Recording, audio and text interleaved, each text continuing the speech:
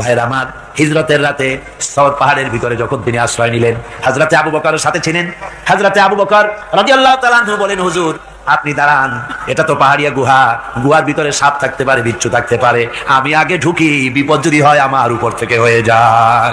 বললেন, আবু বকর তুমি বসো, তোমার উরুর উপরে মাথা রেখে আমি একটু আরাম করি।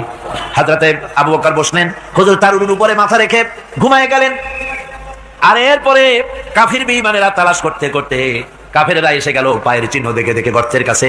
হযরত আবু বকর ভয় থেকে কেঁদে ফেললেন, আরে আর তো উপায় নাই, এবার তো ধরা পড়ে গেছি, এবার নবীজিকে মেরে ফেলে দেবে। নবীর মহব্বতে, নিজের মহব্বতে নয়, নবীর মহব্বতে কাঁদতেছিলেন। হুজুর বলেন, হুজুরের ঘুম ভেঙে গেল। বলো, আবু বকর কাঁদো কেন? ছেলের কথা, মেয়ের কথা, বিবির কথা, বাড়ির কথা মনে পড়লো নাকি? হযরত আবু বকর বলেন, ইয়া রাসূলুল্লাহ, আল্লাহর কসম করে বলি, যেদিন ঈমান এনেছি এই কলিজার ভিতরে মা বাপ, স্ত্রী, পুত্র, পরিজন, এমনকি আমার নিজের জীবনের চাইতে আপনারে বেশি ভালোবাসি। তা কাঁদো কেন, কাঁদো কেন? হযরত আবু বকর বলেন, হুজুর ধরা পড়ে গেছি, কাফেররা এসে গেছে, গর্তের কাছে তাকালি আমাদের দেখতে পাবে, আমরা তো মাইনরিটি, ওরা তো মেজরিটি, আমরা তো ধরে মারি ফেলাই, আপনাকে মেরে ফেলে দেবে, এই জন্য কাঁদি।